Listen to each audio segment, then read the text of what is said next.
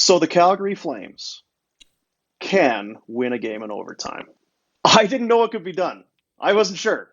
I figured that just fuck it. Why just take the loss, save yourself, don't take no injuries, take the loss and move on.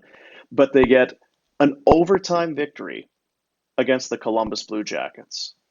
Their commitment to one goal games is particularly inspired. At 2-0, it felt like a way to the races, and no, there's nothing easy ever. We will make you grind and sweat out the full 60 and even potentially overtime. And yes, overtime tonight. And yes, we will play another one goal game. Fuck breathing room. I believe they improved to 3-6 on the year in overtime games. That, along with their 1-3 record in shootouts, they improved to 4-9 in extra time. I've got good news. Last I checked, the playoffs, if they can cobble enough points to get there, have no 3-on-3 nor a shootout. And at 5-on-5 in 60-minute segments, they've done rather well. Points in 19 of 25 with this win tonight. I was going to say to you, What were you thinking? Again, it's all perspective. It's half full, half empty. How's your glass? When that game-tying goal went in the net, I was like, Jesus Christ! They're like, just burn it to the ground. Burn this thing to the ground. You're going to beat Tampa Bay, and then lose to Columbus, who has, what did we say this morning? 3 road victories in 19 road games. You could see up, and you know what? A rare show of emotion from the coach. Yeah, they showed the bench, Nazem Kadri. They celebrate. Well, Nazem's always emotional, but the coach he's always is like, emotional. Ooh, this is Haley's Comet. He was fist pumping a regulation win against the last place team. But you remember going back to 2004, the Flames were winning playoff series, and Darryl was stone cold, no emotion. He was pumping his fist behind the bench. Make no mistake, this was an absolute must-win. You could not have 0 or 1 of a possible 4 against the Columbus Blue Jackets. We talked about it on the other show. You have to stay with this pack of teams. You've got the other teams that are right behind. You got them. You can catch the teams in front of you, but you're not home and cooled by any means. You got Nashville right behind. Colorado, we know points percentage. St. Louis is still in that mix. You lose this one, and not only is it 2 or 1 point squandered, but you're not going to get a better opportunity to get points the rest of the way. They're 32nd in the standings in your barn. Yeah, to win it. It's 2 have-to-wins in a row, and I'm sorry, it's like you can't go counting the 4 points with this group because nothing's come easy. It's like this team's motto. Last year's team would have found that third goal. Columbus would have been deflated at 3-0, and they coast to an easy win. This year's club, it's just this has not been the way. Even when they're up 3-1 in St. Louis and dominating through 40 minutes, bang bang tie game, losing overtime. There's been. It's really hard for this group to put things away. They get it in overtime, but everything you said about Columbus and needing 2 points, it all applies Thursday against Chicago. Chicago spent more time in last place than Columbus this year. If Columbus could miraculously get a point or 2, they might not be in last by the time Thursday rolls around. You have to have, at least 3 of 4 against Chicago so far, and probably 5 of 6 on the season. You're right, it was a must-win, and get ready for another must-win on Thursday against a bad team. Shots are 49-25. Good to see them get a win with over 40 shots. It is, and it was another one of those games. As I'm sitting there, I'm like, I'm going to have to talk to Pinder about this. Oh, but they had crossbars, and look at how many shots they had. So many shots. How about some goals? How about some finishing? How about some goals? They really do struggle to finish. I don't even think it's because they don't have finishers. It's just around the net right now. It sure seems to fight them. So it's just you thank your lucky stars you got this victory. When do we break in with is Tanev out long term now, or do you want to wait for a little bit later in the show? Do we want to keep the good news rolling? Well, hey, how about Mangiapane? How about Dube? Another great night for Pelche, Walker. Do we want to stay with all that, or do we want to go Tanev now? Welcome to Afterburner. Flames win 4-3 in overtime. Oh, yeah. The good news is done, and the biggest takeaway from this game, after knowing the Flames did collect the mandatory 2 points, is Chris Tanev left after 2 minutes and 32 seconds and 6 shifts and did not return. And you have to worry because he's missed 7 games. I'm going to let you guess how they did in those 7 games. They didn't win any. Sorry, I interrupted you again. Is it 0? I knew there's it was 0 bad. wins when he's hurt. And it's not ever a good time for Chris Tanev to get hurt. But if you could find a way to beat Chicago, you have 1 game after that before the All-Star break, and it's a considerable one. We don't know anything about the injury, except that it looked like he took a hip to the shoulder area, and he's had lots of shoulder issues stretching back to last year's postseason. And again, it might not be a shoulder at all, but it sure looked like one, the way he hunched over and the way he took a hip there and a serious impact at that part of the body. At least it's not 8 games in the next 16 nights type stuff. There's 2 to get to the All-Star break. Yeah.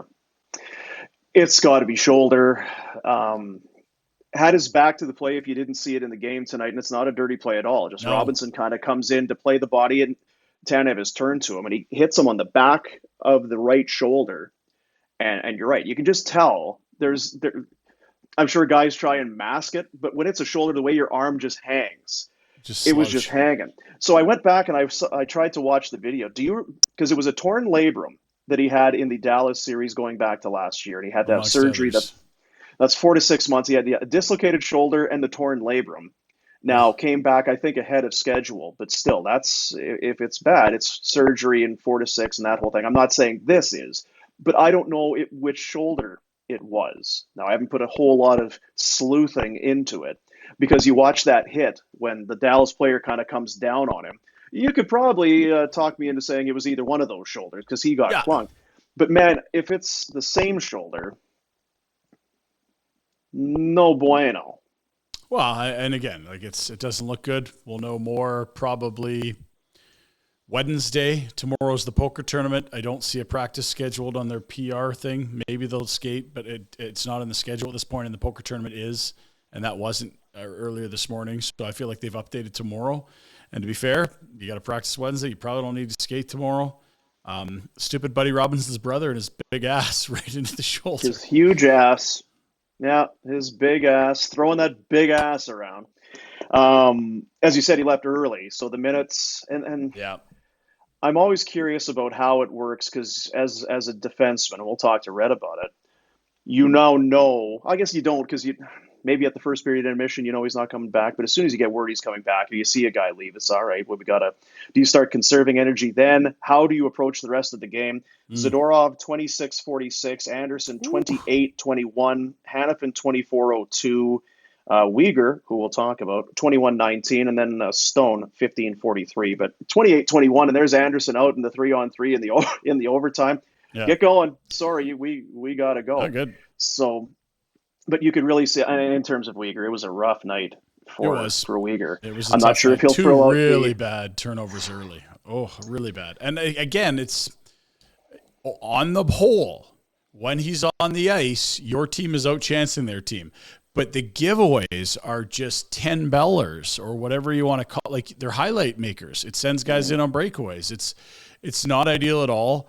It's a tough game for him. And to be fair, back to the Tanev and how we got here, if you know he's out long term, I think you get the wheels in motion on adding a defenseman over this bye week. They don't play for quite some time after the game against Seattle, like over a week, because you have to. You already have a bit of a Michael Stone issue in the sense that he was great as a 7, and it feels like he's overused a bit as a 6, and that's not a shot at Michael Stone, who, has been doing PTOs for 3 years.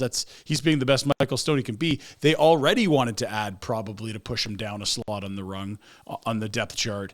I wouldn't be surprised at all if they know this is going to be 4 to 6 weeks, if they go to market early and just find some depth. I think Zadorov and Uyghur can be a second pair. There's a whole lot of roller coaster in there with those two, but I think Zadorov in a top 4 slot isn't too much for him at this point, and Uyghur can just slide to his natural right side that he's played a ton, just not this year because Tanev's a righty. But you can't have Stone Gilbert. I really don't think you can. You can't have Stone Mackey. I don't think that's going to be great, at least not for long periods of time. what worries me a little bit, and we don't know anything. We're sitting here just an hour after the game. Yeah. But if there's a guy that could come back or that would, it's him. And B, Yes. we can see the magnitude of this game. You know what it meant to them to win this hockey game, that he Yeah. didn't come back to at least try it or whatever. Does not bode well, I don't think. But you're right. Maybe you get through a couple games, then you got a full week off. Maybe it's not as bad. You hope it's a sprain or something, not something that's broken or torn. All right, back to the good news. Dan Vladar gets in 9-0-3 in his last 12 with this victory. That's not bit of a heater. That's not of no consequence. That's a run, and he continues. And I didn't love him tonight. I don't know. I still think he's just solid. He's so big. There was the one play, I'm trying to remember who shot it, if it was Laine or who it was, ripped a shot, and you could see his reflex to it, or his reaction to it, came after it had hit him. He's just so big and positionally sound. He's almost a blocker at times, and his lower body, because he's got a lot of legs, and can cover so much net. 6'7". I dig him. I do too. I'm happy. That him. said, if that goal that squeaks through him on the power play from Laine, and yes, it's Laine, if that goes in on Markstrom, what's everyone saying? Yeah, bad goal. Yeah. And so, let's be honest with ourselves. Just because Dan Vladar let it in doesn't mean now it's not a bad goal. And that was a big one because, okay, it's 2-1, but that was a power play goal. 2-2, the wind comes out of the building there. And you know what I didn't like about that sequence specifically? Well, the pass through the zone was how Laine can go through the seam all the way to Gaudreau, and then he fires it back for a one-timer that gets in. Yeah, you can't allow that pass. Yeah, it's two world-class guys. I get that, but Jesus, get a stick in there, fellas. Yeah, 100% on that. And look, I mean, I think it's unfortunate in the sense that he's in the right spot, but it just finds a little hole and sort of wiggles through. But again, if Markstrom did it, we're torching the guy. So let's call a spade a spade. His save percentage goes down tonight. Yes, he made some big saves.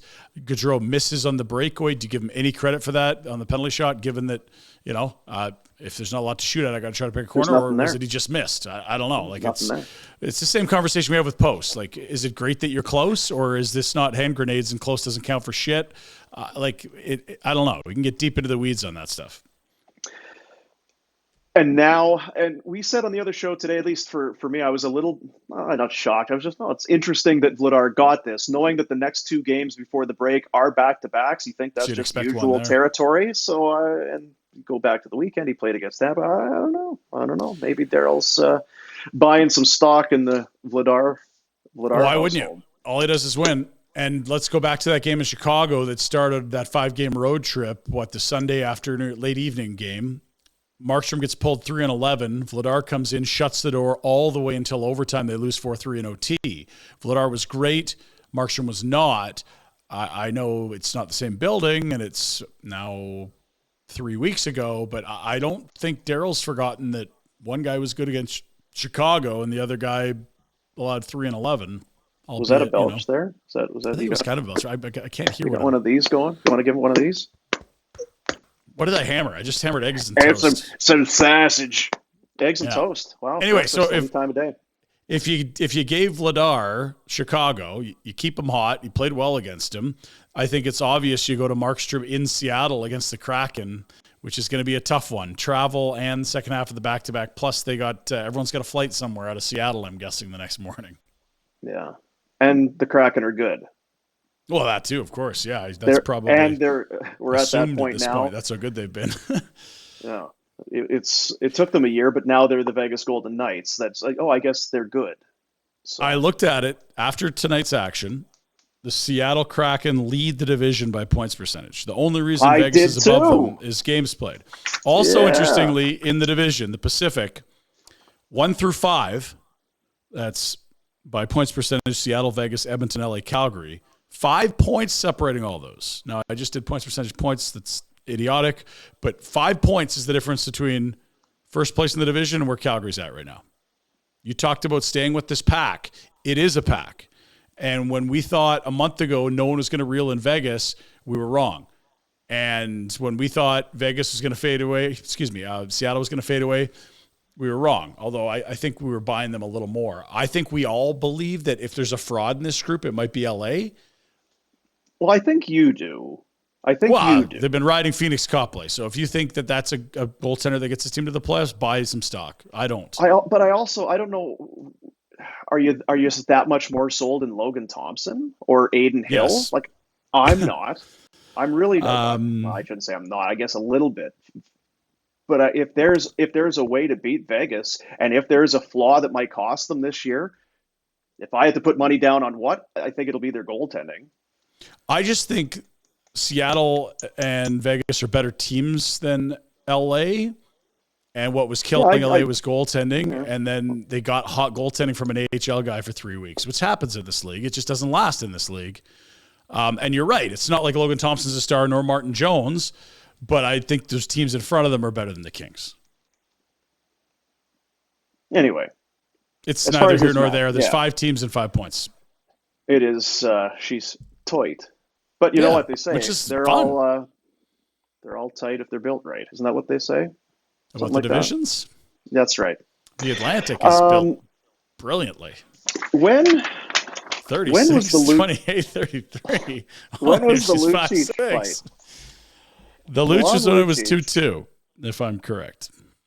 That was that's one guy catching and one guy throwing. One guy's receiving, and it's a little blurry here on our vid.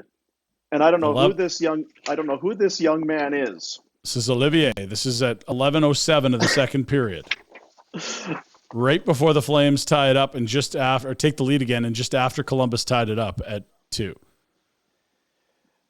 I love that he does this. It's not easy to do this, and you see guys that get it to a point in their career and say, I don't have to do this anymore. I've done it enough. Mm-hmm. I don't have to fight the young guys. Luch understands what that can do in a game.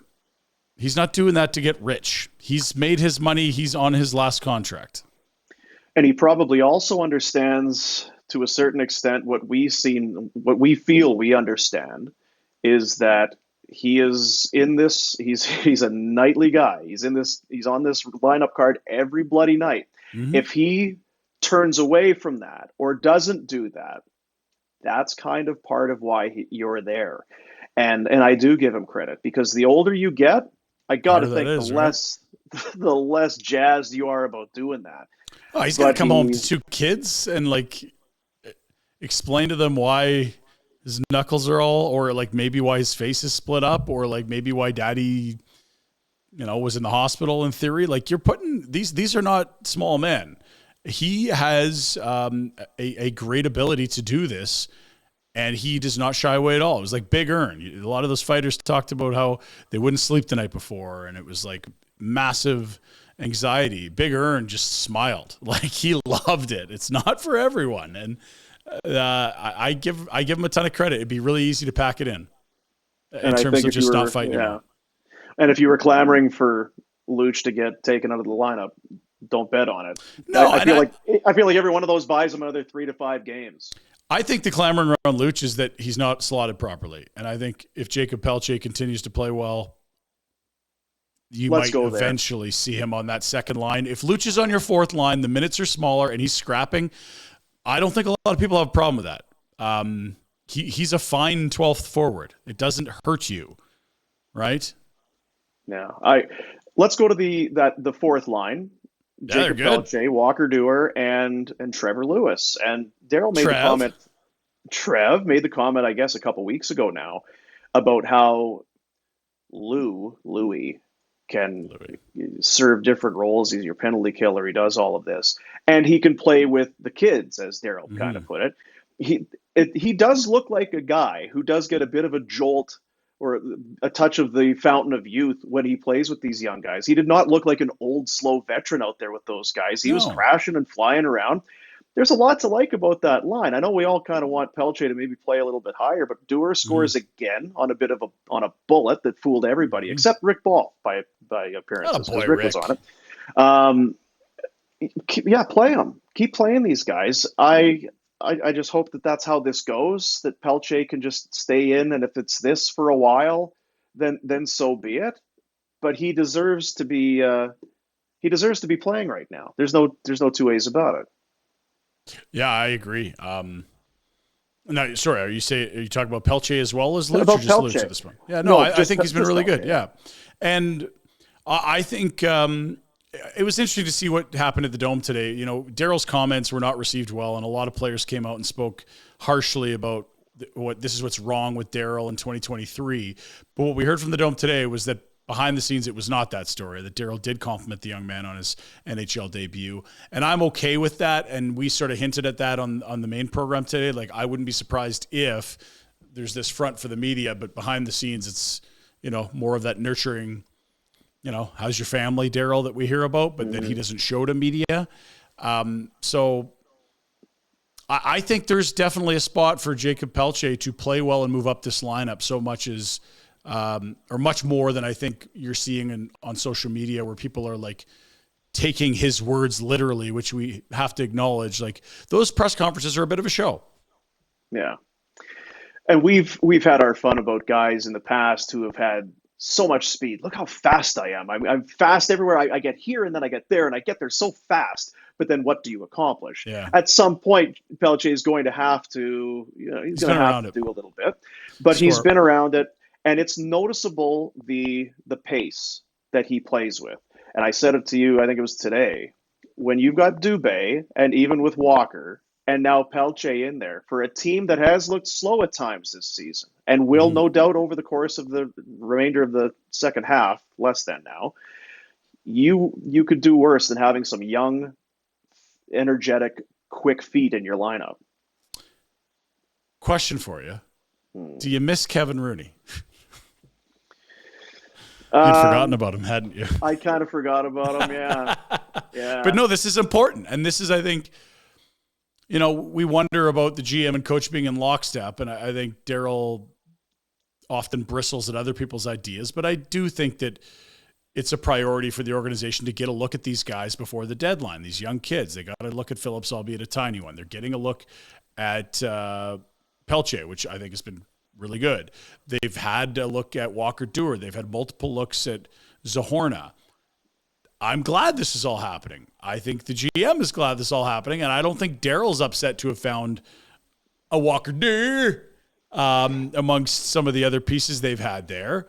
And okay, it took a Brett Ritchie injury and some incredibly pedestrian play from Kevin Rooney, who somehow got millions of dollars in a 2-year deal, but I think they're better for this, and I think this was always part of the plan organizationally to see these guys. And to be fair, to your point, these guys have added pace, and that's an area where when Darryl goes super vet lineup, they struggle.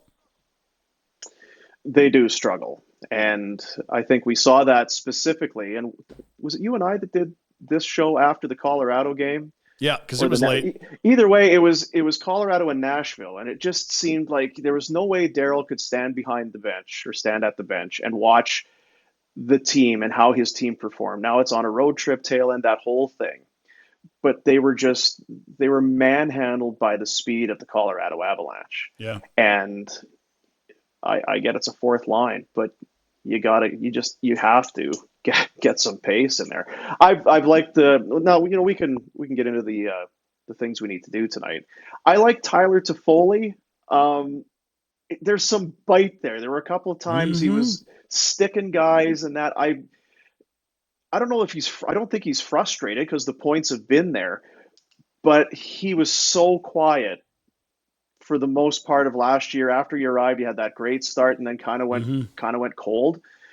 Just find a way to be involved in the game. If you're not scoring, you wish the power play was better. They had that too many men on the ice, which wasn't too many men on the ice in the third period here on this game. And then we saw on TV, yeah. Jeez, that power play was it was no fighting good. Still. But turn the puck over. God, that first period turned it over to Johnny there. But I like watching Toffoli's game right now. He feels like he's determined to make an impact. He looks like a leader in a way for this team. I thought Backlund was good again tonight. Yeah, that line again. that line again is, and Mangiapane, a couple, what do you have, a goal and an assist tonight? So 2 assists. Yeah, that's right. Yeah, 1 and 2. 1 and 2. Great play Good on night. the winner. Do you want to toast? Do you want to buy Yeah, let's sell? toast. Do you want Just to, a quick thought before that. Like, if you had to go this season on the whole, the 3 best forwards for this team, or the most consistent, I think it's Toffoli, I think it's Backlund, and I think it's maybe Nazem's your third. Like, you might throw Dube oddly into that mix. He's been kind of consistent. It's sort of, Kadri's been very good, right? I mean, yeah, he's he's not going to the have All-Star game, but he has. You could make the case Toffoli's been the best forward. You could make the case Backlund's been the best forward. I think that's been their every night. You know what you're getting from both those two guys, and there was questions about Toffoli coming in because it was quiet and because he was playing with Calle Yarncroke as a center, when it mattered last year. Yeah, Kadri had that great start last year and had the goals and wasn't playing first team power play, wasn't playing on the top line. He had an unbelievable year in his contract year, but I think there's so many plays that he makes on the one power play, and they didn't score on it, but still, the Blue Jackets had done a really good job of pressuring them against it was the left wall there. Yeah. And he and Toffoli were kind of trying to buy themselves just a little bit of room, and they managed to get it back to the point and then over, and they salvaged a bit of time there. Smart player. I mean, he's so smart. He's so good. You love the bite that he brings. It would probably, if I had to guess, I'd probably go with Kadri as far as the most consistent guy this year. Okay.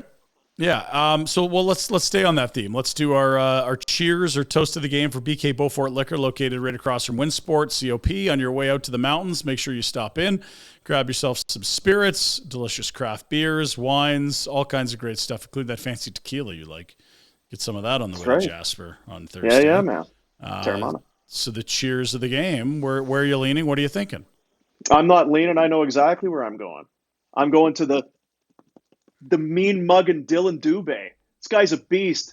Game winner. Now, did he get all of it? Because the one angle, it kind of from the best, like, was it kind of hopping along the ice, or how did it get hop, there? But I thought he hammered it. Can both those things happen? Loved it. And there was one play. I just his speed. I say it again. It's noticeable every time he's on the ice. You can't help but notice him because he's involved. He's physical. Here it is. Rip it. And you know what? A better celebration this time than the one because he kind of fell over and he didn't know what he was doing the other game. Huge goal. He's up to 12 now on the season. Blasted and earlier in this game, there was that play behind the net where he kind of got folded up and his leg got caught underneath him and he fell back on it. I was like, damn it. Don't get derailed by some fluky, dumb injury at this point. Yeah. But he came back, and I think he got dinged again in this game. Hangs in there. Choke slam by Peak is the one you're talking about. That's right. He folded up on his knee, and you're like, yeah, that didn't get called, eh? Okay. Yeah. But no, he's playing with urgency and a lot of pace, and I think he's played with a lot of dirt under his nails. He's getting in there against bigger opponents a lot. Like they did a great job for checking that Columbus D tonight. Mm-hmm. I know they were sloppy defensively. You and I turned it over a probably shit could. ton. Yeah, you and maybe. I probably, but like the shit out of him. Yeah, but he's a big part of that. You got to get your feet moving to get in there and steal a puck, knock it loose. I was just going to say the thing about Dube, and maybe I'm drinking the Kool-Aid here, but I feel like it's not as though he's getting points cherry picking on a line where anybody would be getting those points. He's playing with Lindholm and Toffoli, but I think that he's a part when that line's good. He's a big reason why. It's not as though it's McDavid and whoever, put anybody out with those guys. Bad comparison, maybe. But I think Dube, maybe people kind of squinted a little bit when they saw him move up onto that line. I think he's done a very good job and deserves to be there. He's my what are we doing to one of these? You toast, I'll cheers. All right. Cheers. Of the game. Dibs. What are you doing? Dibs. What do you got? Who you got? I'm going to go Mangiapane because I just thought, like, this is a guy we talked about had to have a better second half, and it's like, get back to the dirty areas, and he's doing it all. It still feels like this guy's snake bitten, but now the points are coming, and you're noticing him all the damn time, and I also love that damn line. Him, Backlund, and Coleman are really tough to play against. I think they complement each other so nicely, and to see him scoring from within 8 feet of the crease and wreaking havoc around the net, like I'm Cheers and Mange, and I think those two, they kind of come in a bundle together. If you can get good second halves from Mange and Dube on separate lines, that's good stuff. You know what? It's not to take away from it, but if you are going to have a good second half, you're going to have to, right? Yeah, probably. You can't have 6 goals from Mangiapane. You're going to need those guys, and maybe you don't go on the tear or be at that same clip, but if you can now contribute at the pace, even that he's been the last couple of weeks here. I don't know what the breakthrough was for him, but maybe it was nothing. Maybe it was just time coming around. But yeah, that line has been very good. We have not seen a whole lot of tinkering as of late. There's been a little bit, but if only because of that line. You really can't. You got to leave those 3 guys together. I guess you can. Yeah. With Mangiapane, he's finally coming around. Coleman, those 3 they just work. They just work together right now. So you got to leave them. So that's your so Mangi is 10 points in his last 10 games. Mange, cheers from cheers. Our boy Mandeep. Attaboy. Mandeep. You know, I was out there. I was out by BK BOWFORT Liquor the other day. Not open at like 8 a.m. Really? Yeah, I was going to go. I think that's illegal. Now that you mentioned the sauce. So they're abiding by bylaws and restrictions set forth by the AGLC. If you're into law-abiding citizens, I guess go and support BK BOWFORT Liquor. Just don't go at 8. Just wedge the back door open. Put one of those little, No, I think they're good. I think the law is probably a good thing to follow. Is it? Yeah, probably good. Yeah, no, go and see him. Yeah. Great spot. And you all know where it is. Trans-Canada Highway, essentially, right across from Canada Olympic Park, Winsport, by the Starbucks and the McDonald's. Clown food. Clown. Yeah, that clown, he knows how to make a burger. Okay, I got another one for you. I think we've pretty much touched on everything here.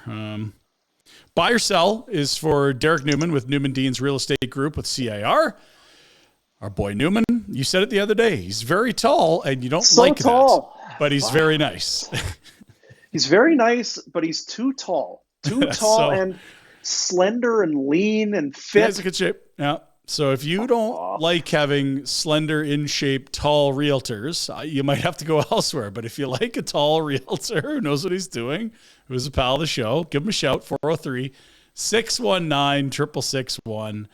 Buy it or sell it. Dylan Dube in the Blasty uniform is a different player. It's a little silly. Now, and I think it goes back to last year. I went into the game notes, and it was but they didn't have it in today's game notes. But dude scores when he gets into the old, whether it's the Blasty from a year ago, Blasty this year, and the pedestal, whatever you want to call it, the reverse retro this year. To my math, which is impeccable, I believe in the Blasty and the combined. The pedestal and the Blasty. 12 points in 10 games this year. This year? Over a point per game player? That's correct. So you're buying. Dylan Dube is a different player in the Blasty uniform. Mean mugging. Isn't that what he did? He did the LeBron. Yeah. And you know what? Can that prick grow a beard? I almost wanted to go back and get some, because it was starting to do like like it's out to here now.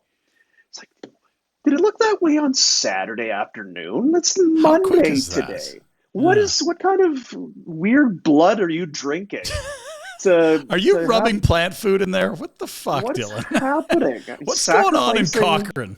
What kind of animals are you sacrificing to get that kind of growth? And did you see what the Flames social team has done? Everyone's got a nickname, and it's Teapot for Toffoli, which we love, and it's Oliver and Tilly's dad for Michael Backlund, and it's bread is rising, or you can't, pain from the grain, or something like that for Mangiapane. I think some of them are very fun, but you try to come up with nicknames, you got to throw stuff at the wall. Some of it works, some of it doesn't. He's going down as Roy Kent in a lot of references, which of course is he does look like Roy Kent, which is the name of the show, of course. Ted Lasso, yeah. Thank you. He's here. He's there. The aging footballer, everywhere. Yeah. He's got the beard. If they start chanting that at the Dome, I'm all in. That's good. Yeah. Family. Not on the 20th when it's that 2:00 family game against Philly. Every other game he's there every fucking where. So I'm buying all of it. I'm buying the Blasty. God bless I'm you. buying on all that, the Vampire Blood and the Roy Kent. I'm buying. Good. Yeah, it's a Derek very Newman, serious segment for Derek Newman. I'm buying. I don't have it on authority, but I don't believe drinks blood or is a vampire. Just a good You don't realtor know if that. you need one. My sources suggest he's not a vampire, but that he It's is low a in good realtor. It's low calorie, but from the looks of him, he would be into low calorie vampire blood. So lean.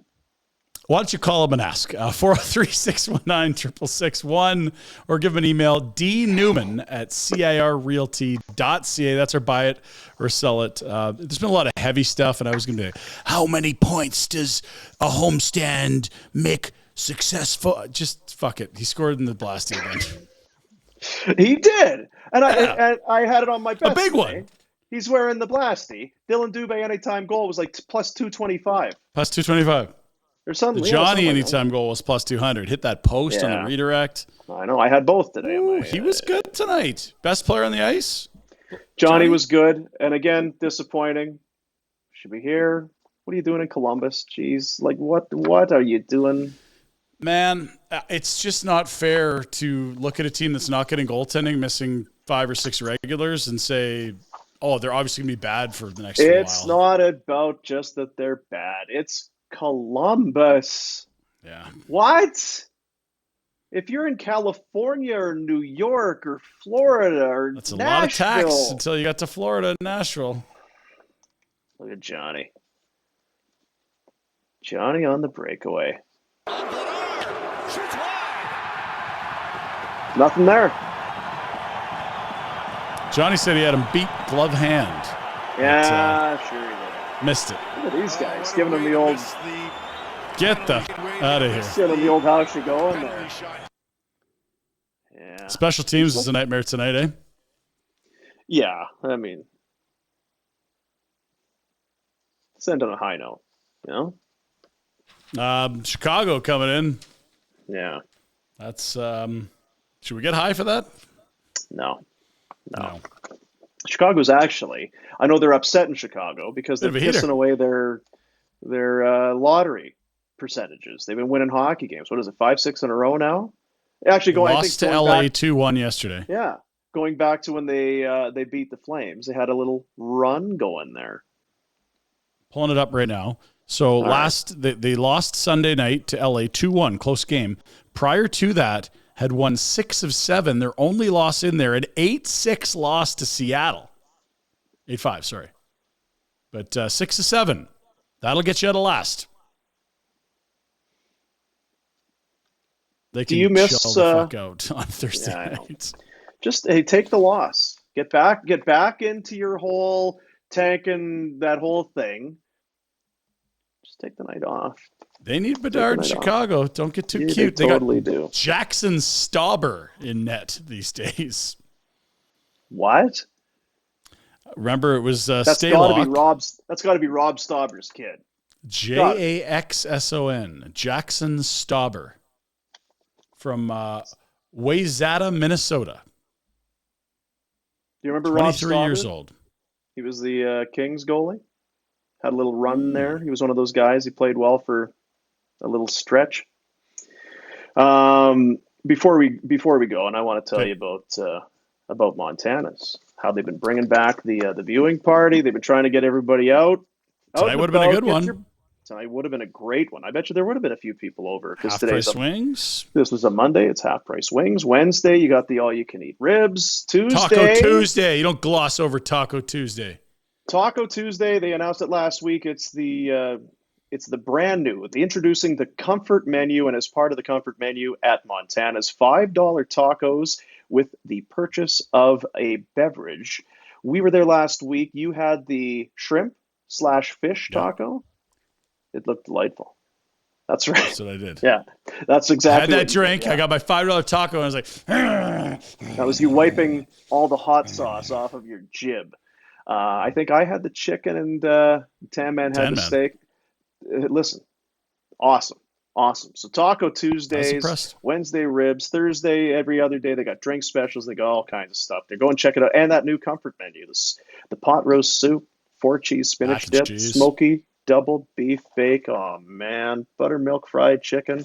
Montanas.ca. Find the location nearest you and go and have yourself a time with Montana's Barbecue and Bar. I feel like so that's next, on a high note. next. So we're going to do one after the game against Chicago on Thursday. Chicago's a Thursday, and we're off to Jasper this weekend, so we got to do a little figuring. But I think I will be happy to host Thursday, and I'll let you scoot to the mountains. I do love the mountains. They're calling me. If you listen. I thought that was Brett's dog, but that's the mountains. Yeah. Okay. Yeah, he needs to go take a shit. Hang on, I'll get you in a sec. All right. So I guess final thoughts. 4-3 overtime on one hand was tighter than you felt it should have been. Mm-hmm. You're probably cursing this team. It's like, are you really going to piss away this lead and go to overtime? You had to have it. Nothing's ever easy. They made it way harder than it had to be. They make you want to pull your hair out, and they got 2 points. Move along. Style points can fuck off right now. Get real points. Oh, you're right. And not to be a downer, waiting patiently, anxiously, nervously for an update on Chris Tanev. Left the game, didn't return, didn't look good. The whole thing changes if he is going to miss some time. Because you even saw tonight. Calendar changes too. Man, and we'll talk to Red about it, how your game changes within a game when you maybe have to play the side you're not used to playing and with a partner you're not used to playing with, and knowing you're going to have to maybe dig in for some extra minutes. How does that affect your game? But there were some mistakes and miscues made. There were some open shots. Laine missed a wide open shot in the slot. They had all kinds of chances. The Jackets could have won this thing in regulation because they got sloppy, and Weegar was a bit of a carnival ride tonight. But so was Zadorov. I mean, the one play I'm thinking of, Sad Dog, your last man back. Just get it out. +4. And that could be your new pairing. If Tana's missing time, that's who's going to play together. It's going to be Weegs and Zad Dog. Bring your barf bags. Come on now. It's the Zad Dog. He's having a great year. No, you don't replace, not internally, Chris Tanev. Mm-hmm. And I shudder to think this team spending assets right now to go out and replace a guy in the trade market. You are not a lock for the playoffs by any strength of the imagination. To give up an asset for a potential rental guy down the stretch here and then miss. What would it take to get 5-6? Not talking top four. But that's the thing. We don't know, because those are the guys that you covet. Those hard-nosed defensive guys. That's how you win in the playoffs. Those guys end up sometimes they cost you an arm and a leg. I don't know right now. Mm-hmm. We'll talk to Sarah Valley about it, but I don't know. Because Luke Schenn. You keep hearing Luke Schenn's name. Darryl likes Luke Schenn. Luke Schenn. That's a couple of draft picks. It's probably going to cost you a second or a third and something to get Luke Schenn. That's Luke Schenn. And his heavy boots. Oof. His heavy boots come with him. They go everywhere he goes. You want to pair those with Michael Stone's? No, I do not. He's got the boots from the snow shoveler in Home Alone. That old man that trudges around carrying those metal blade. You know what those are? Those are galoshes, I believe. Oh, those are galoshes with the metal clasps. Yeah. No, it's not ideal for sure. And look, Luke Schenn's a great guy, great leader, and all of that. But that's not the answer. You'd love, to have Oliver Shillington getting on a fucking plane and getting back to town. Yeah. But man, I don't have any intel telling me that that's happening at all. They miss him. They do. Big win. 4-3 overtime. As you said, style points, don't care. Take the win. They improved to 23-16-9. 2 more games before the All-Star break. 1 at home against Chicago, 1 on the road against the Seattle Kraken. 2 points back Edmonton. Games played are even. 3 back of LA. 1 game in hand. 2 games to go to the All-Star break. It's Thursday at home against Chicago. Friday in Seattle. Go to Cabo, get some sun. We'll see you a week into February. Done. It's Afterburner. Done. See you, buddies.